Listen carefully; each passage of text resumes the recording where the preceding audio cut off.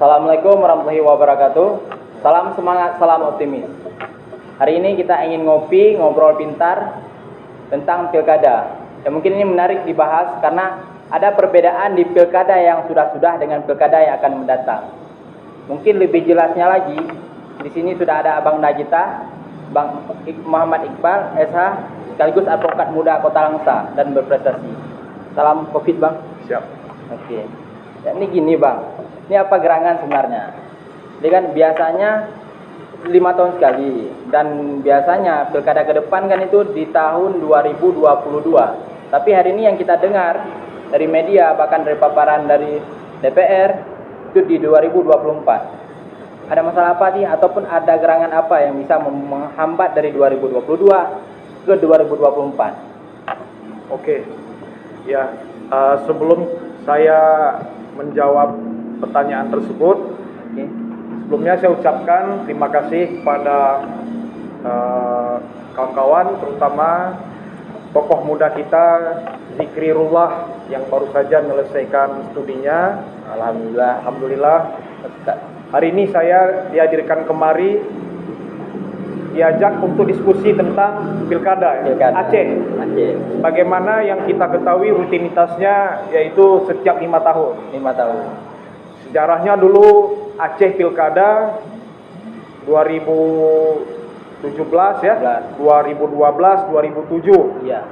Nah, disitulah sejak tahun 2007 ke 12, 17, seharusnya 2022. Ataupun yang bergeser dari setahun kemudian, yaitu ada juga yang pilkada 2008, 2013, 2018 dan harus jadi 2023. Nah, namun kenyataannya sebagaimana yang ditanyakan oleh Zikri, mengapa kemudian ada informasi pilkada menjadi 2024? Ini harus kita kaji dari dasar dulu. Nah, sebelum kita mencapai kepada titik kesimpulannya, mengapa 2024, kita akan coba paparkan dulu. Pasti ada latar belakang. Iya, latar belakang. Yang pertama yang ingin saya sampaikan adalah pilkada baik di Aceh dan secara keseluruhan di Indonesia itu adalah amanah dari Undang-Undang Dasar Negara Republik Indonesia tahun 1945. Pada pasal 18 dinyatakan gubernur, bupati, dan wali kota masing-masing sebagai kepala pemerintah daerah, provinsi, kabupaten, dan kota dipilih secara demokratis. Nah, ada di situ diksi dipilih secara demokratis.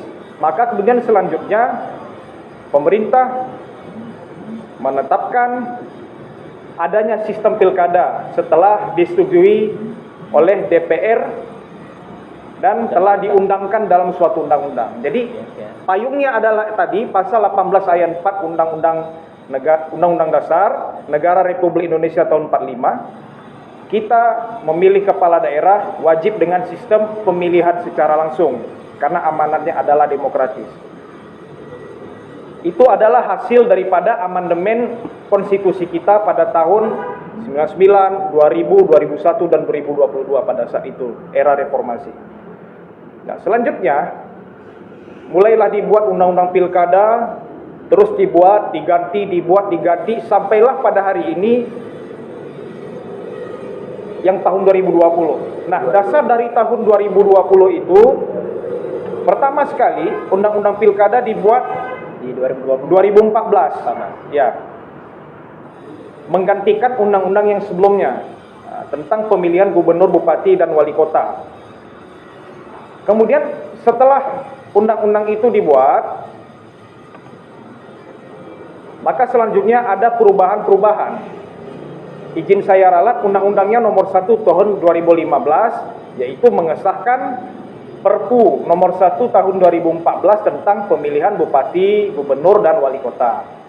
Kemudian ada perubahan lagi yang kedua di tahun 2016.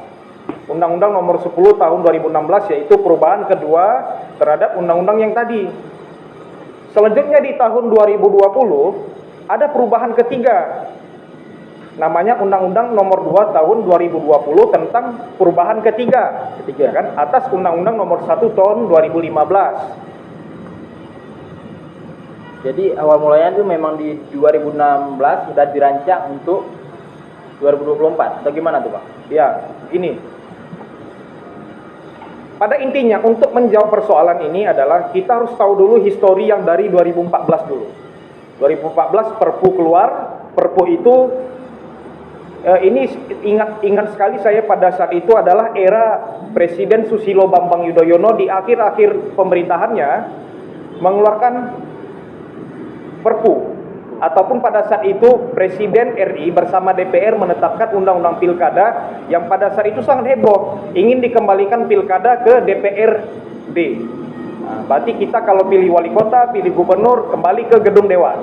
Nah, kemudian masuk ke rezim ataupun era Bapak Jokowi sebagai Presiden ke-7, langsung Bapak Jokowi mengeluarkan Perpu yang 2014 tadi. Kemudian tahun depannya 2015 DPR mengesahkan Perpu tersebut menjadi undang-undang. 3 kali perubahan. Nah, kenapa kemudian adanya 2024 diatur di yang 2016 di perubahan kedua? Nah, disinilah dia. Kemudian dalam Undang-Undang Nomor 10 Tahun 2016 tersebut sangat jelas diatur bahwa pemberlakuan undang-undang ini tidak terbatas, walaupun ada daerah khusus, termasuk DKI Jakarta, Aceh, Yogyakarta, dan Papua. Nah, seperti itu. Kemudian berikutnya adalah, pada saat 2016, pembahasan undang-undang ini tidak mungkin karena terlalu banyak yang dibahas, ditambah lagi masyarakat pada saat itu tidak terlalu memfokuskan perhatiannya kepada peraturan pilkada ini. Ya, padahal di 2016 itulah yang menjadi sejarah mengapa selanjutnya pilkada yang akan datang di tahun 2024. Tapi terkejutnya ini kan hari ini di 2021, seakan ini masalah baru. Ya, itulah seperti yang kita sampaikan, seolah-olah ini masalah baru. Padahal kalau kita belajar kepada historinya, ini 2016 dimulai di perubahan kedua tadi, Undang-Undang Nomor 10 Tahun 2016. Di situ dia. Kemudian menjadi problem baru dan persoalan baru pada saat tahun 2021 DPRA, KIP, DPRD ataupun DPRK tingkat Kabupaten Kota se-Aceh menggodok untuk pilkada 2022, ternyata keluar pasal ini. Berarti kan kita juga harus kita juga harus lihat juga mengapa kemudian DPRA dan DPRK tidak update terhadap perkembangan di tahun 2016 itu. Padahal jelas Aceh sejak pasca tsunami terjadi perdamaian antara RI dan GAM dituangkan dalam MOU Helsinki. Nah, amanah dari MOU Helsinki tersebut diratifikasi oleh negara Republik Indonesia menjadi undang-undang yang lazim dan masyhur kita sebut Undang-Undang Nomor 11 Tahun 2006 tentang Pemerintahan Aceh. Nah, itu kalau nggak salah saya itu bisa digunakan dalam lex spesialis. Iya, Undang-Undang Pemerintahan Aceh itu adalah lex spesialis dan adalah hadiah dari Indonesia untuk Aceh, dan bisa dikatakan secara istilah kita di warung kopi, itulah konstitusi Aceh dalam tanda kutip ya. Karena dalam UUPA tersebut yang lazim disebut UUPA, dalam UUPA tersebut diberikan kewenangan otonomi yang seluas-luasnya kepada Aceh. Diberikan kewenangan oleh negara untuk mengurus sendiri daerahnya, ya kan? Kemudian lengkap pada pasal 7 ayat 1 dan ayat 2 pada pokoknya menyatakan dalam UUPA tersebut pemerintah Aceh dan pemerintah kabupaten kota yang ada di Aceh berwenang mengatur dan mengurus urusan pemerintahan dalam semua sektor publik, kecuali urusan pemerintahan yang menjadi kewenangan pemerintah pusat. Apa itu kewenangan pemerintahan pusat? Lazim disebut ada 6 hal. Yang pertama, politik luar negeri, pemerintahan bersifat nasional, hankam, justisi, moneter, bidang agama, dan fiskal nasional. Selebih dan selain daripada itu, Aceh berhak dan berwenang. Kemudian selanjutnya adalah di sini kan tidak eksplisit disebutkan tentang pilkada di Aceh di pasal ini. Namun di pasal berikutnya, di pasal 56 sampai 64 dan pasal 65 sampai 74 UPA, di situ diatur secara umum tentang pilkada di Aceh. Seharusnya ini yang menjadi garis bawah oleh pemerintah RI dan pemerintah Aceh, bahwa kita juga berhak menyelenggarakan pilkada sesuai dengan kesepakatan masyarakat Aceh. Namun, walaupun kesepakatan itu ada, kemudian dituangkan dalam kanun nomor 12 tahun 2016 tentang pilkada di Aceh. Ya lagi-lagi namanya juga manusia, tentu ada salah dan khilaf. Nah, di sini kita mencermati di dalam kanun ini adanya celah-celah yang dapat menjadi kekurangan bagi kita untuk bisa melaksanakan pilkada sesuai dengan kesepakatan masyarakat Aceh itu sendiri. Di situ celahnya. Ya. Celahnya itu kita semua bisa lihat di undang-undang ataupun kanun, maksud saya kanun nomor 12 tahun 2016 tersebut, sebagai turunan dari pasal 60 sampai 74 pada UPA tersebut, ya kan? Di situ seharusnya bisa. Dan saya secara global saya sudah baca itu. Kanun nomor 11 tahun 2016 itu cukup kompleks ya. Dia cukup merunut dan cukup bagus dalam mengatur pilkada di Aceh. Namun faktanya, setelah jauh turun ke bawah, ada beberapa pasal yang menarik perhatian saya, dan inilah yang menjadi sumber masalah menurut saya. Kita bisa lihat, silakan buka kanun nomor 12 tahun 2016 di pasal 101 ayat 5. Disebutkan isinya, pemungutan suara serentak nasional dalam pemilihan gubernur dan wakil gubernur, bupati dan wakil bupati, serta wali kota dan wali kota di seluruh wilayah negara kesatuan Republik Indonesia selanjutnya berpedoman pada peraturan perundang-undangan. Kemudian ayat berikutnya, ketentuan lebih lanjut mengenai penyelenggaraan pemilihan sebagaimana dimaksud pada ayat 1, 2 dan ayat 5 barusan berpedoman pada peraturan KPU. Nah, inilah menurut hemat kami, inilah yang menjadi celah terbesar. Meskipun kita sudah mengatur kanun pilkada, namun kita tidak bisa melaksanakan sepenuhnya. Mengapa? Karena ada bahasa ataupun kalimat ini dalam pasal tersebut. Ini yang menjadi suatu batu dan menjadi hadangan bagi Aceh untuk melaksanakan pilkada sebagaimana yang seharusnya di 2022. Iya, dan 2023. Jadi kan setelah materi Abang paparkan itu saya simak. Ternyata itu di awal 2016, sudah di 2016. Yang tidak disadari munculnya hari ini seakan di 2021. Itu apa ada masalah dengan kinerjanya DPRA? Atau gimana tuh Bang? Iya. Apa cuma kecerobohan atau keteledoran mereka? Kalau dibilang kecerobohan dan keteledoran, yang menurut saya ini perlu kita buktikan dengan suatu fakta konkret. Namun dalam hukum ada mengenal istilah teori fiksi hukum. Yeah. Maksud dari teori ini adalah setiap warga negara yang cakap hukum dianggap dia mengerti hukum. Cakap hukum itu kan umur 21 tahun ke atas. Nah, dari teori tersebut kita kembangkan lagi siapa yang menjadi orang yang dimaksud dalam teori tersebut, yaitu kita semua. Oke, kita masyarakat biasa, tapi yang di DPRA itu sebagai wakil rakyat, tentu mereka juga harus lebih cakap hukum. Kalau mengacu kepada teori ini, yang seharusnya kita semua cakap hukum dan update tentang hukum, maka DPRA sebagai wakil kita yang duduk di legislatif, mereka juga harus seperti itu.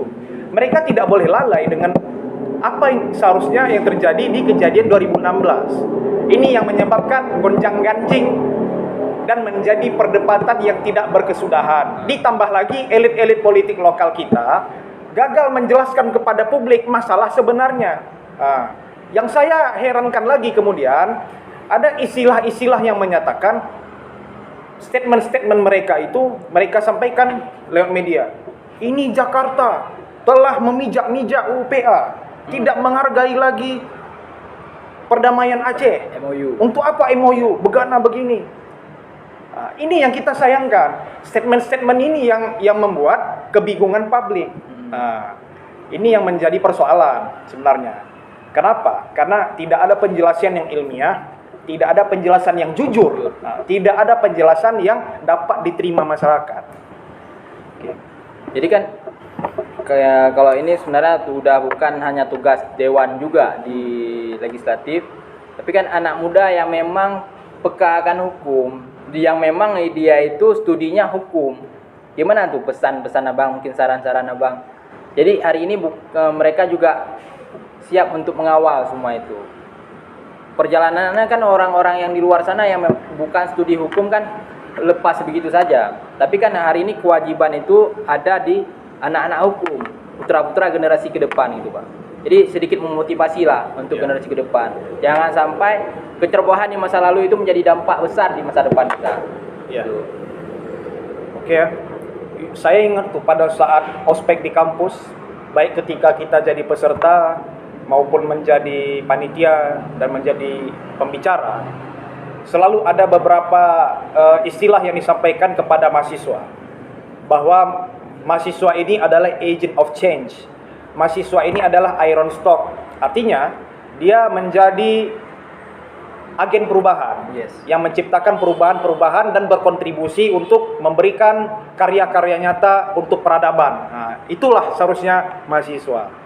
Maka untuk mewujudkan kata-kata agent of change dan iron stock tersebut, maka mahasiswa ini harus belajar dan harus cakap dan harus up to date. Apalagi era milenial ini kita dituntut untuk itu.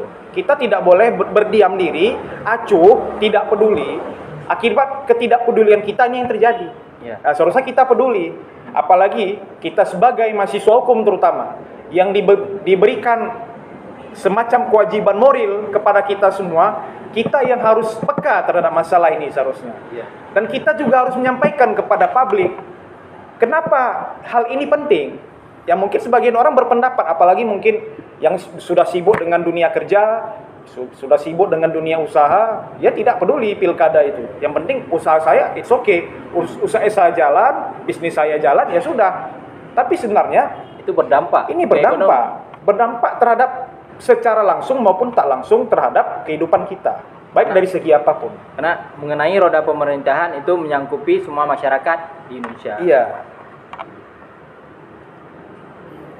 Jadi ini Bang, di tahun 2021 kan ada sedikit problem yang muncul setelah surat KPU. Tuh, jadi problem apa sih sebenarnya itu di tahun ini, di tahun 2021? Ya. Ini ingat ya kita ya, pada saat itu kan di bulan Februari kalau tidak salah saya. Jadi pada saat itu media ramai memberitakan ini. Ingat sekali saat itu Ketua KIP Aceh menyurati Ketua KPU yang bernama Ilham Saputra, PLT-nya ya. Jadi menyurati bahwasannya Aceh akan melaksanakan pilkada pada tahun 2022 dan 2023. Kalau 2022 18 kabupaten kota, 2023 ada 5 kabupaten kota. Nah, kemudian surat tersebut dibalas oleh KPU pusat. Pada pokoknya KPU menjawab, pilkada sebagaimana yang disampaikan oleh KIP Aceh tidak dapat dilaksanakan pada tahun 2022. Itu kemudian di-share ke publik, meledak. Kenapa nggak bisa? Muncullah tadi elit-elit politik tadi. Aceh telah dikhianati ya. Perjanjian kita telah dikangkangi. UPA tidak berguna lagi. Segala macam elit ngomong seperti itu. Padahal ternyata ada celahnya, ya. Ternyata ada permasalahan udah di 2016 tadi. Iya, di 2016 tadi masalahnya yang belum diketahui. Padahal kalau dikaitkan dengan teori fiksi hukum, seharusnya kita harus sudah tahu. Dan saya pikir ada 13 orang ya, kurang lebih ada 13 orang DPR RI dari Aceh di Senayan sana. Di Senayan. Masa mereka tidak memberitahukan kepada DPRA, ataupun sudah diberitahu tapi mungkin DPRA menganggap agil lalu, wallahu alam, saya tidak tahu. Karena mungkin optimis, cukup dengan kanun yang seperti ini bisa 2022 dan 2023 pilkada. Ternyata ada celahnya. Itu deh, mungkin sedikit keteledoran ya. Ya, itu berpulang kepada persepsi dan tanggapan masyarakat, tapi yang jelas saya melihat ini adalah kecolongan bagi kita. Kemudian ini juga yang harus kita garis bawahi. kenapa banyak yang kemudian mengatakan hal ini penting dibahas. Kalau ibarat negara, inilah salah satu wujud daripada kedaulatan. Kita berhak dong, ya kan? Berhak membuat pilkada suka-suka hati kita. Kenapa rupanya? Tapi kenapa pas kita mau buat 2022 terhalang, nggak bisa?